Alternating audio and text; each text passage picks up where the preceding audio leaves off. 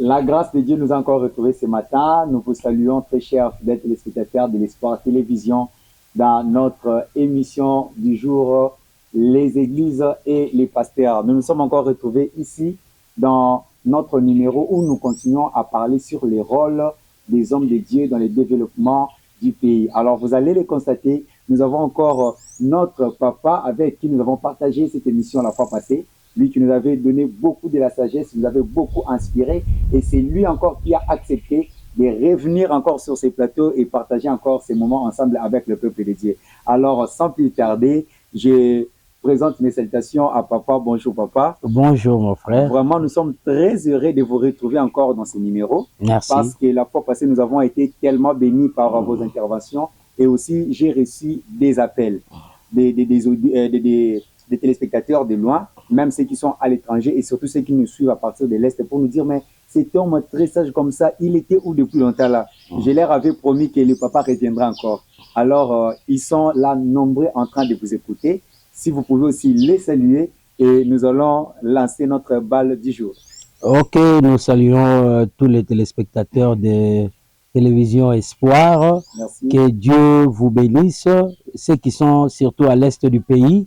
Que le Seigneur, notre Dieu, continue toujours à étendre sa main puissante et redoutable pour votre survie, votre bien-être et bien vivre. Par la grâce de Dieu, je pense d'une manière rapide, bientôt, nous allons nous retrouver en paix et en sécurité. Vraiment, merci beaucoup, merci beaucoup. Je me suis encore souvenu la fois passée des paroles prophétiques que cet homme de Dieu avait prononcées sur notre nation. La manière dont il avait parlé, et dans un petit moment, dans un laps de temps, j'ai constaté certaines réalisations des paroles que vous avez eu à déclarer sur ce pays. Alors, il était tellement clair, il avait dit qu'avec cette guerre, le Seigneur est de notre côté. Pour ceux qui pensaient que l'Éternel avait abandonné la RDC, l'Éternel n'a pas abandonné la RDC. L'Éternel continue à nous soutenir. C'était là les propos qui m'avaient vraiment touché de cet homme de Dieu. Alors, par rapport à l'évolution, en quittant simplement la période où nous avions passé cette émission avec vous, jusqu'aujourd'hui, il n'y a pas encore un mois. Alors, je suis en train de constater une évolution, et tous nous sommes en train de le voir, une évolution significative. Alors, nous allons certainement dire que Dieu reste et demeure le juste juge de la terre, n'est-ce pas, pasteur? Oui, gloire à Dieu, le juste juge. Il est le juge de la terre. Okay. L'Éternel, notre Dieu, c'est lui qui nous a tous créés. Que ce soit ceux qui sont aujourd'hui du camp du méchant et ceux qui sont au camp de ceux qui sont justes, nous tous, Dieu nous a créés. Amen. Dieu nous a créés. Il est la raison pour laquelle il est le juge de la terre. Amen. Il va juger ceux qui vont bien se comporter, Alléluia, pour les récompenser, ceux qui vont mal se comporter, pour passer à une punition, une sorte de châtiment. Okay. Si nous prenons le livre des psaumes, le livre des psaumes, psaume 94 ou 94, Amen. Nous pouvons lire sans problème. la parole de Dieu. Le verset premier nous dit: Dieu de vengeance, éternel Dieu de vengeance, paraît, lève-toi, juge de la terre.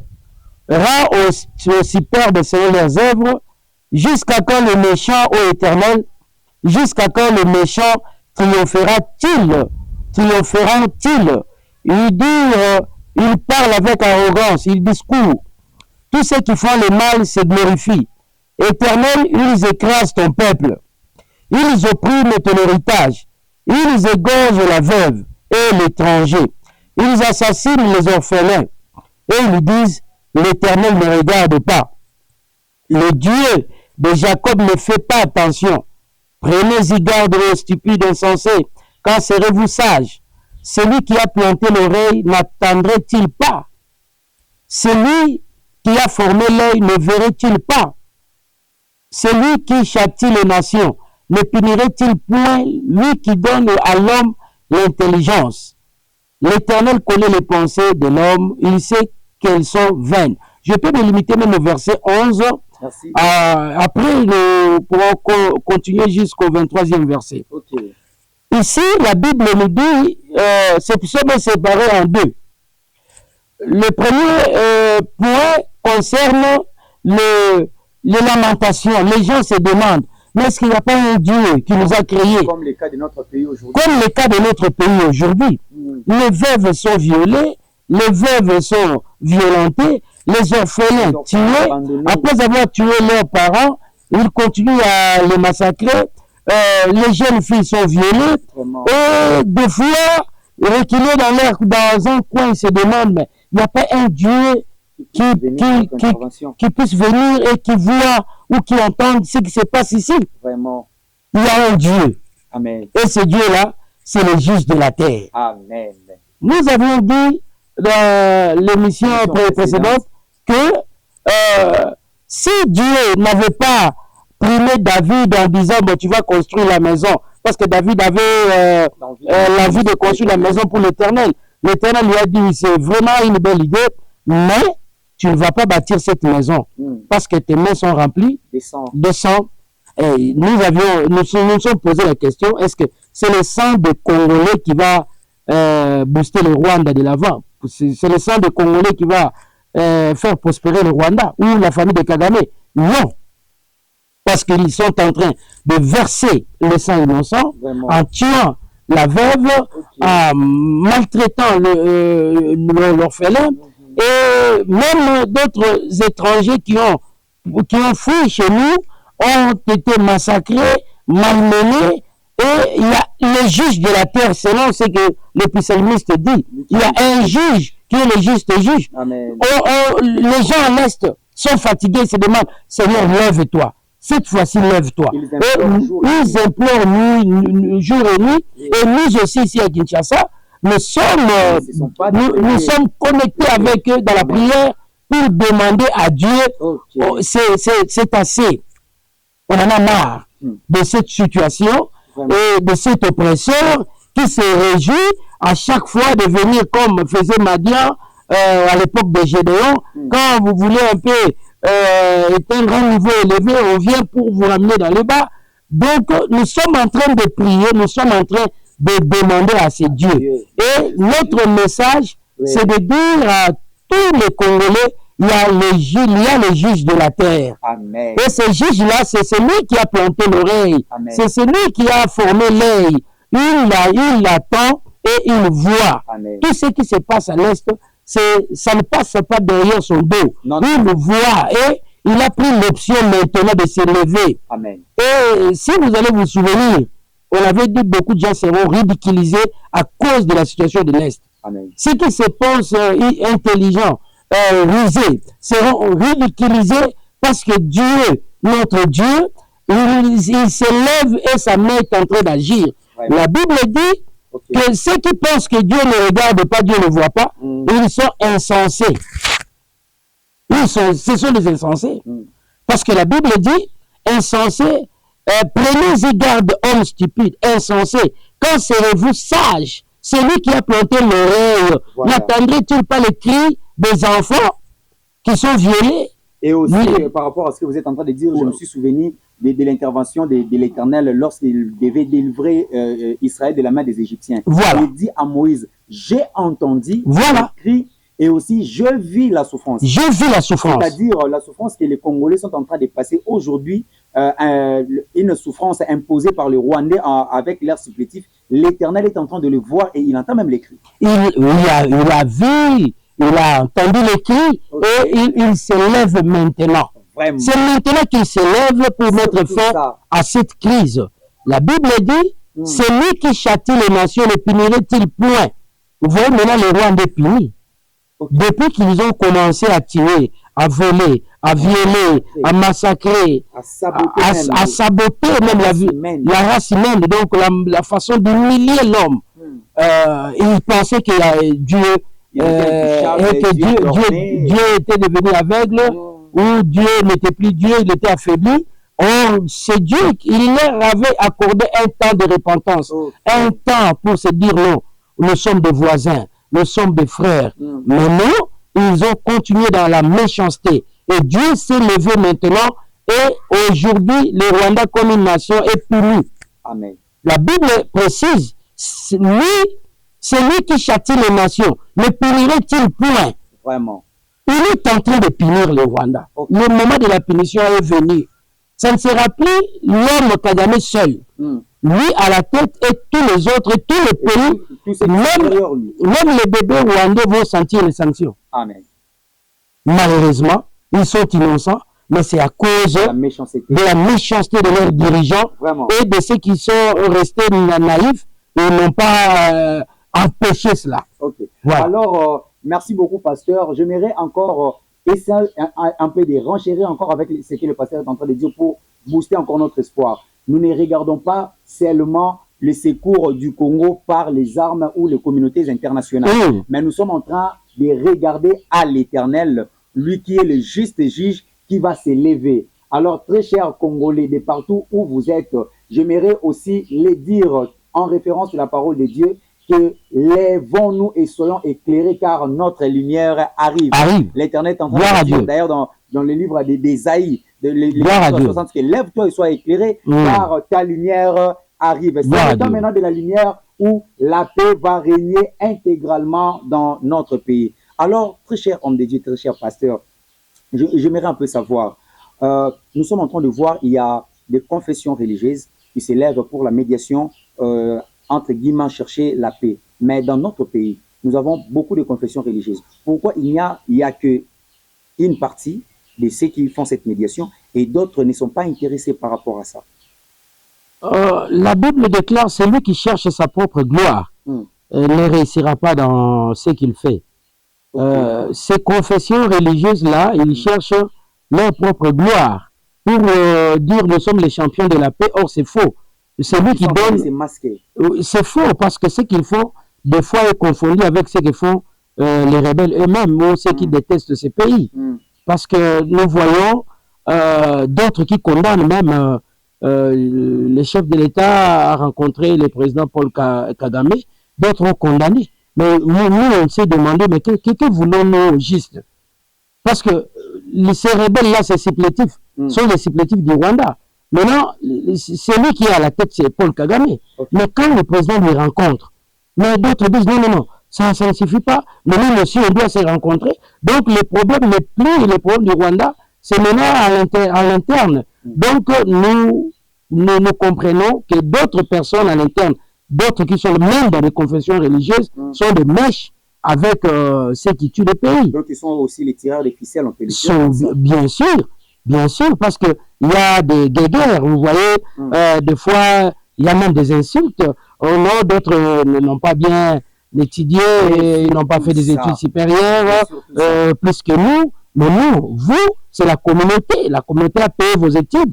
Vous devez être reconnaissant par rapport à nous autres. Nos parents ont contribué dans ces églises-là. Tout ça aussi, donc, voilà, par rapport à ce que vous êtes en train de dire, est-ce qu'on peut assister à de tels genres de débats où un homme de Dieu tient des propos dénigrant son collègue qui est aussi homme de Dieu? Est-ce qu'on peut vraiment assister à ça? Malheureusement, c'est ce qu'on est en train de vivre, d'assister, c'est le manque de fruits spirituels. Manque de fruits spirituels. Manque de tempérance. C'est de l'orgueil. Vraiment. Et l'orgueil mal placé parce que on vous a fait étudier par une communauté. Et alors, il faut être respectueux envers ceux qui sont des contributeurs. Et qui sont les contributeurs? Au début, l'histoire de l'Église, nous voyons l'Église catholique, nous voyons l'Église protestante. Et qui sont des contributeurs? Ce sont nos grands-parents, nos parents. Alors, c'est vraiment regrettable que cela sorte d'un membre de Dieu qui dénigre. On ne peut pas dénigrer celui qui n'a pas poussé très loin aux études. Peut-être vous ne connaissez pas quelles sont des conditions, des difficultés qu'il a rencontrées. Pourquoi il n'a pas pu suivre ces chemins-là? Or, c'est Dieu qui nous conduit. Tel peut pousser très loin aux études, mais David, on l'a pris où? C'était dans la brousse. C'était dans la brousse, c'est un homme négligé. Donc, c'est Dieu qui valorise, ce n'est pas les études qui valorisent l'homme. Est-ce qu'on peut dire que l'homme peut compter sur ses études ou l'homme doit compter nécessairement sur les capacités que Dieu a enfouies en lui? Parce que les études ne peuvent venir que pour contribuer. Mais Dieu, pour élever un homme, n'est pas obligé de passer par les études. Est-ce que ceux qui sont élevés aujourd'hui là à cause des études peuvent maintenant commencer à dénigrer ceux qui n'ont pas avancé dans les études, mais quand même qui marchent selon la volonté de Dieu et dans la voie de Dieu? Tous ces éléments sont complémentaires. Votre Pierre dit à la science, ajoutez la vertu. À la foi, ajoutez la science. Donc nous donnons, mais c'est Dieu qui prend l'homme, c'est Dieu qui donne l'intelligence et la sagesse à l'homme. Donc quelqu'un peut se limiter à un niveau peut-être que l'autre peut considérer inférieur, mais qui est rempli d'intelligence, rempli de sagesse, et quand il s'exprime, quand il parle, quand il donne des conseils, vous voyez, ça dépasse même le professeur d'université.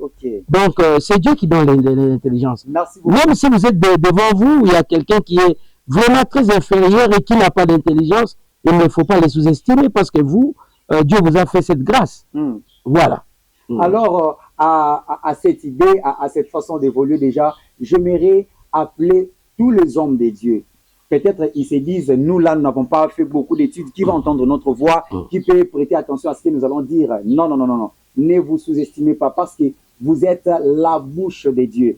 Le Seigneur a mis en vous des compétences, des qualités, de la sagesse ainsi que de l'intelligence pour la délivrance de cette nation. Alors, ne vous laissez pas faire parce que vous n'avez pas fait beaucoup d'études. Il y a d'autres déjà qui disent que dans ces pays, pour réussir, il faut avoir beaucoup de relations, il faut avoir fait beaucoup d'études. Est-ce que cela peut être la raison pour la contribution des hommes de Dieu dans le développement d'un pays? Il faut toujours beaucoup étudier. Les études, ce ne sont pas à négliger. Oui. Pour un pays, nous devons avoir les gens qui ont beaucoup étudié, mais leurs études sera utile si cela est mis en contribution avec le développement et soutenu par la grâce de Dieu. Parce que nous avons beaucoup de gens qui se disent des savants dans ces pays, mais des fois ils ne sont pas connus, et ceux qui sont connus, au lieu de l'intelligence, ils sont en train de produire ce qui est ridicule. Donc, le contraire même de l'intelligence. Vous voyez des professeurs d'université, mais quand vous lui donnez un poste, il ne fait pas ce qu'il reflète, ce qu'il a fait comme étude. Il y a d'autres qui se démarquent, on ne peut pas aussi les ignorer, mais l'intelligence sans Dieu devient la folie. Merci beaucoup. La folie. Alors, merci beaucoup, pasteur. Nous sommes en train de constater avec l'évolution de la crise en RDC que dans les camps de l'ennemi, aujourd'hui, il y a une confusion totale. Il y a une confusion totale. Des fois, l'ennemi commence à se contredire entre lui-même. Il commence à se diviser entre lui-même. Est-ce que nous n'allons pas dire que c'est la main de Dieu qui est en train de faire toutes ces choses? L'Éternel est en train d'agir. Quand vous voyez l'ennemi commence à insulter publiquement, parce que nous savons une chose sur la voie diplomatique, on ne doit pas insulter dans des termes primaires ton homologue ou bien ton prochain, mais quand vous voyez ce que fait Paul Kagame, c'est vraiment ridicule. En fait, c'est sa nature qui est maintenant dévoilée. Il était caché, mais maintenant avec la crise de la RDC, maintenant on comprend qui est Paul Kagame, un sanguinaire, un criminel, quelqu'un qui ne se soucie pas de son peuple. Il donnait l'impression de se soucier de son peuple. Oh, c'est faux, c'est un cupide. Même au prix du sang, il veut remplir ses poches. La Bible dit ceci, car l'Éternel ne délaisse pas son peuple. Amen. Il n'abandonne pas son héritage, car le jugement sera conforme à la justice, et tous ceux dont le cœur est droit l'approuveront. Donc, beaucoup se demandent, mais pourquoi on est en train de sanctionner? Mais c'est la justice de Dieu. L'un de ces sanctions seront conformes. Conformes par rapport à la justice. Donc, ça sera d'une manière proportionnelle à ce que le Rwanda a déjà commis dans ce pays comme crime. Donc, il ne doit pas s'attendre à autre chose que le jugement de Dieu. Il y a un jugement qui s'élève. On peut critiquer. Le Rwanda est devenu faible. Ici, il veut traiter de notre président comme ils l'ont traité, mais c'est encourageant. Vous avez un homme pour nourrir sa famille, et là, il cherche à conduire, il cherche à vendre. Mais Tony Blair, il était serveur. Tony Blair, l'ancien premier ministre britannique, il était serveur dans un bar. Il n'y a pas de son métier, n'est-ce pas ce qu'on dit? Hein? Il n'y a que des sauts de gens. Donc, on peut être... Quelqu'un peut être... On peut commencer dans les néants. Dans les néants. Écrire une histoire sans toucher au sens. Mais bien sûr, on ne peut pas décourager quelqu'un qui fait tout pour nourrir sa famille. Vraiment. C'est d'ailleurs celui-là qui est intelligent. C'est un homme qui prend ses responsabilités. Okay. Et aujourd'hui, Dieu a prouvé le contraire, qu'il était aussi capable de diriger un grand pays comme le nôtre. Vraiment. Donc, le jugement de Dieu est là. Et quel est le passé de Paul Kagame? Qu'est-ce qu'il a fait? C'est un chef d'entreprise? Non. Okay. C'est un savant? Non. Non, non. Un criminel de guerre. Lui, il tire son argent de crimes en versant les sangs. Mais disons le même. C'est lui qui cherche décemment sa vie et c'est lui qui tue pour avoir des millions. D'une manière forfaitaire. D'une manière... non, on ne peut pas tuer d'une manière encourageante. On ne peut pas encourager quelqu'un de tuer ses semblables. Du fait que David, il a versé le sang pour la cause de Dieu, mais Dieu lui a privé la construction de son temple. Okay. Mais lui, il tue pour la cupidité, il tue pour la méchanceté, il tue pour humilier la race humaine. Donc, pour avoir de l'argent, pour avoir des richesses, des matières premières, mais c'est lui qui vend du pain, c'est lui qui vend des arachides pour faire étudier ses enfants. Mais c'est celui-là qui fait un travail louable. Vous savez, pasteur, avec l'évolution de ces choses, il y a vraiment les Congolais des fois, ils se fâchent, ils s'énervent, mais comment est-ce que Kagame peut tenir des propos comme ça, peut agir comme ça? Est-ce que pour aujourd'hui, qu'est-ce que vous pouvez exhorter à la population? Est-ce que devons-nous aussi s'élever pour commencer à insulter Kagame au moment où, dans notre camp, l'Éternel est en train de combattre pour nous? Est-ce que devons-nous aussi s'élever pour venger? Je parle de la population, de la petite population que nous sommes. Nous, on ne peut pas insulter, ce n'est pas dans notre culture et ce n'est pas de notre éducation. Vraiment. Même pour nos enfants, on ne doit pas les pousser à insulter. Même pour nos populations, on ne doit pas les pousser à insulter. Les autorités. Je vous ai fait cette analyse. Est-ce que la vie passée de Kagame, il était un chef d'entreprise? Non, non. Il était parmi les grands universitaires de ce monde. Alors, qu'est-ce qu'il a eu à faire pour devenir millionnaire? C'est des crimes. Il a tué. Il suffit seulement de dévoiler ce que l'homme fait. Et c'est à cela qu'on doit savoir qui est qui. Et qui a fait un travail décent ou non décent. Donc, la Bible nous dit ceci. Pour nous, le Seigneur est déjà de notre côté. La Bible dit, si l'Éternel n'était pas mon secours, mon âme serait bien vide dans la demeure du silence. Quand j'écris, je dis, mon pied chancelle, ta bonté, ô Éternel, me sert d'appui. C'est la bonté de Dieu qui nous a servi d'appui. C'est la grâce de Dieu qui nous a secourus. Si ce n'était pas l'Éternel de nous secourir dans ces pays, mais qui allait nous secourir? Personne d'autre. Aujourd'hui, l'histoire allait tenir que non, il y a un régime qui était au Congo, qui est passé, tout ça, c'est un groupe de rebelles soutenu par les Rwandais, mais Dieu n'a pas voulu ainsi. Dieu n'a pas voulu ainsi. L'Éternel, notre Dieu, est venu nous servir d'appui, il est venu nous secourir. C'est lui qui vient au secours de ceux qui crient. La Bible dit, nul ne demeure pas indifférent devant un malheureux qui crie. Nous, les Congolais, comme des malheureux, on a crié à Dieu et le Seigneur a secouru. On n'a pas besoin d'insulter, ce n'est pas une bonne éducation. Merci beaucoup, pasteur. À cause des minutes, nous sommes en train de chuter, mais il y a une question encore plus pertinente qui pourra encore nous aider. Quand nous sommes en train de remonter un peu avec l'histoire, quand nous voyons à partir de 1997, lorsque les rebelles sont entrés, ils se sont dit qu'ils étaient des libérateurs. Alors nous avons vécu la suite qui était une suite vraiment macabre pour l'histoire de la RDC. Et encore aujourd'hui, ils se disent être des libérateurs. Mais nous sommes en train de constater cette semaine, ils sont en train d'installer des mines dans la colline des Panzi, surtout plus dans l'enclos de l'université évangélique en Afrique, précisément à Bukavu. Est-ce que ce qu'ils sont en train de faire là, nous allons dire exactement qu'ils viennent libérer le peuple ou ils sont venus condamner le peuple en se pensant par les libérateurs? Ce ne sont pas des libérateurs, ce sont des pauvres criminels, des criminels de guerre, raison pour laquelle ils sont sanctionnés pour ces actes-là. Et ce qu'ils font, ça va encore augmenter beaucoup de sanctions.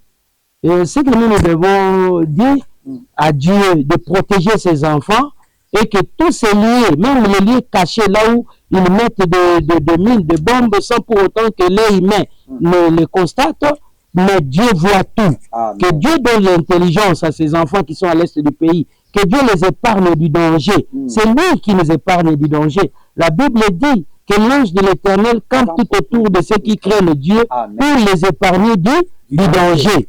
Nous qui craignons l'Éternel, nous qui prions le véritable Dieu, n'ayons pas peur. Amen. Le Seigneur va nous préserver de ces dangers-là. Amen. Et s'il y a quelqu'un qui pose des mines, Dieu aussi a fait qu'il y ait quelqu'un qui peut dominer aussi. Amen. Donc l'Éternel, notre Dieu est au contrôle. Et même ceux qui posent ou ceux qui sont dans ces cas-là, ils vont commencer eux-mêmes à signaler. Ne passez pas par ce coin-là. On a mis de mines, on a mis des bombes. Dieu va toucher même ceux qui sont au milieu de ceux qui posent ces mines-là, à dévoiler le secret, que n'allez pas dans ces coins-là. C'est ce qui va se passer. Amen. Et je prie à l'Éternel de préserver ses enfants, qu'il n'y ait pas de désastre, qu'il n'y ait pas de détonation d'une manière brisquée pour ceux qui ne savent pas que dans tel coin ou tel, on a mis, ou l'autre coin, on a mis de bombes. Amen. Alors, peuple de Dieu, très chers Congolais, soyons les troupeaux de Dieu. N'écoutons pas la voix de l'ennemi, écoutons la voix de l'Éternel qui vient pour rendre son juste jugement. Alors, nous tendons vers la fin. Très cher pasteur, je pense que vous aurez quand même quelques mots de fin à s'adresser à la population et à tout celui qui est en train de nous suivre de partout ailleurs. Oui, c'est toujours par... Aujourd'hui, j'aimerais un peu rester à la parole de Dieu. Okay. La Bible nous dit dans Psaume 94, verset 19, « Quand les pensées s'agitent en foule au-dedans de moi, tes consolations réjouissent mon âme. Amen. Les méchants te feraient-ils siéger sur leur trône et qui forment des desseins iniques en dépit de la loi? Ils se rassemblent contre la vie du juste et ils condamnent les saints innocents. Mais l'Éternel est ma retraite, mon Dieu est le rocher de mon refuge. Il fera retomber sur eux leur iniquité.